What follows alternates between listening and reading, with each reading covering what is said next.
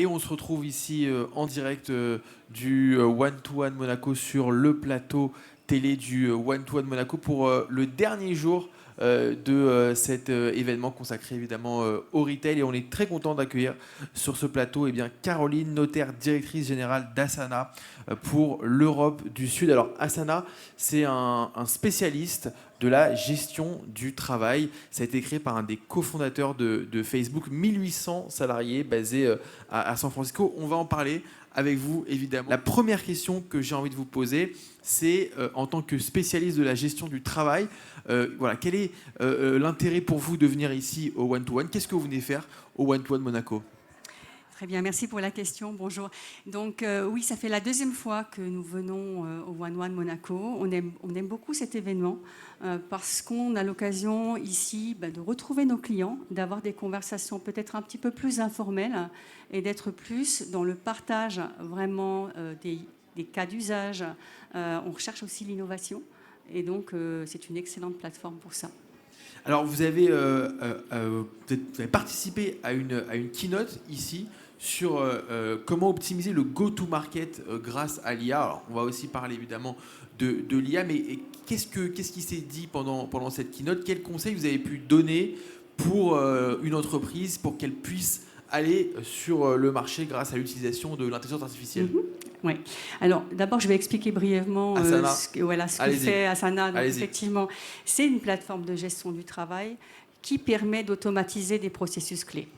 Alors, comment on a la capacité dans la plateforme de lier la plus petite unité de travail, la tâche, à l'objectif d'une entreprise. Ça, c'est la plateforme.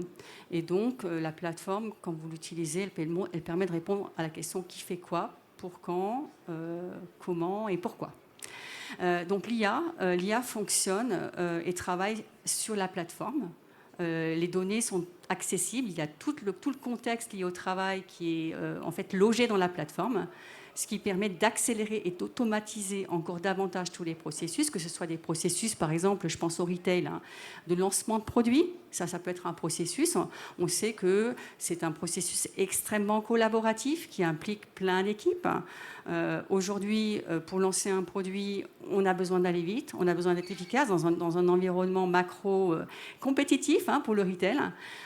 On utilise Asana pour automatiser les processus de travail en amont. Alors, c'est de l'IA générative? C'est de l'IA... quel type d'IA vous utilisez? On utilise les grands modèles LLM qui viennent travailler sur la donnée qui est mise à disposition dans la plateforme et sur des règles d'automatisation qu'on peut créer grâce à des prompts, donc des no-code, et ensuite diffuser at scale sur toutes les équipes en fait, dans une entreprise qui sont amenées à collaborer sur un processus critique. J'ai cité le lancement de produits, mais il peut y avoir aussi, hier on a fait une keynote on avait avec nous Alice Le Goff qui est Head of Content chez Naos, et elle passe son temps à organiser des créas pour finalement sortir des assets qui vont servir pour sa marque. Elle a besoin de coordonner énormément de monde. Et les assets doivent sortir en temps et en heure. Sinon, il y a des impacts énormes sur le go-to-market. Elle utilise la plateforme Asana pour processer complètement sa collecte d'informations, ses demandes de briefs qui vont arriver, limiter les allers-retours qu'il peut y avoir. Ah, j'ai pas compris, je t'envoie un mail, est-ce que tu peux me préciser? Non, plus de ça. Tout est processé. C'est l'IA qui va retourner, demander plus d'informations à l'émetteur du brief et finalement faire cheminer toutes les actions et les réacheminer, les réallouer automatiquement aux personnes qui doivent les exécuter jusqu'à la réalisation du projet.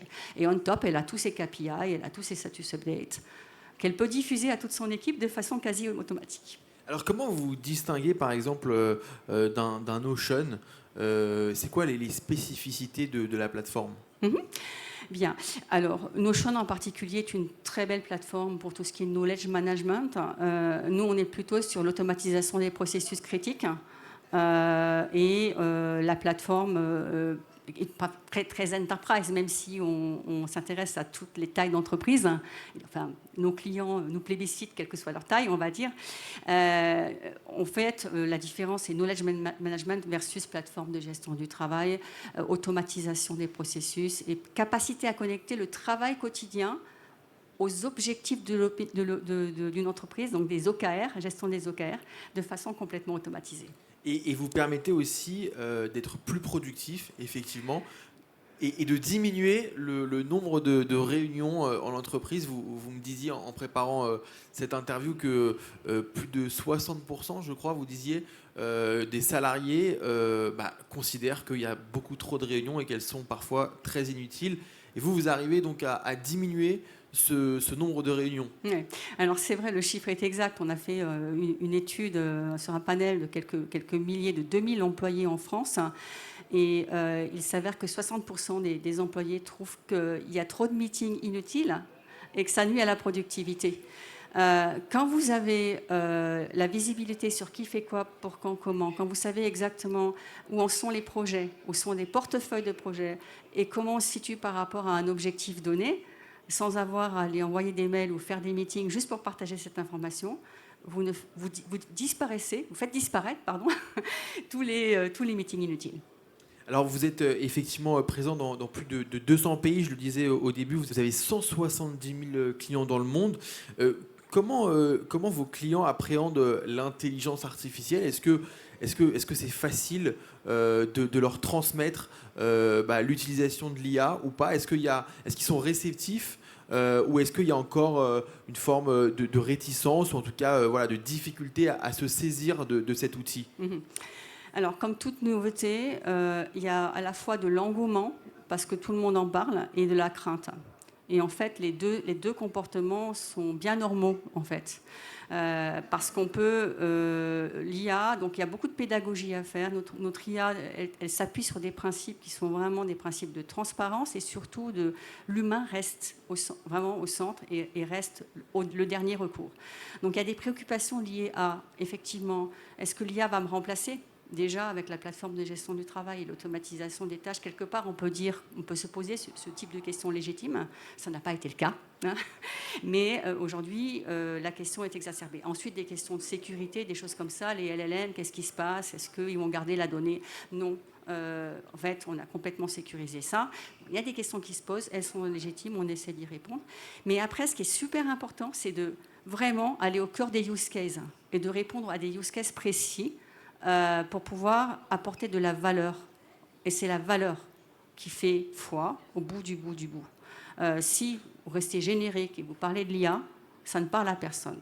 En revanche, si je peux accélérer mon lancement de produit, accélérer mon content creation, parce que j'ai des prompts qui tournent, et je vois concrètement comment ça va vraiment se matérialiser chez moi, là, on est un peu plus facile. Et ça, vous considérez que vos clients, ils sont prêts à utiliser l'IA pour leur cas pratique, leur cas d'usage ? Oui, on a de plus en plus de clients, effectivement, qui les utilisent sur des processus bien définis. Et je pense que ça va effectivement se développer de plus en plus. Alors comment vous travaillez avec les retailers, et notamment les retailers français ? Je sais que vous travaillez avec le luxe, notamment LVMH. Quelle est la part, si on peut le dire ou pas, je ne sais pas, des retailers français ou même dans le monde par rapport à votre activité ? Alors, sur ces chiffres-là, ce sont des chiffres un petit peu confidentiels, je ne peux pas descendre à cette maille-là, mais le retail, et en France particulièrement le luxe en effet, mais le retail est un vertical important pour nous. Il y a des éléments critiques de marché qui font qu'effectivement il est important d'être productif, encore plus dans ce secteur-là, et on a des cas d'usage très très précis à partager avec tous ceux qui auront envie de nous rencontrer. Et bien voilà, parfait. Caroline Notaire, directrice générale d'Asana pour l'Europe du Sud. Merci beaucoup d'avoir été avec nous sur ce plateau. Merci à vous.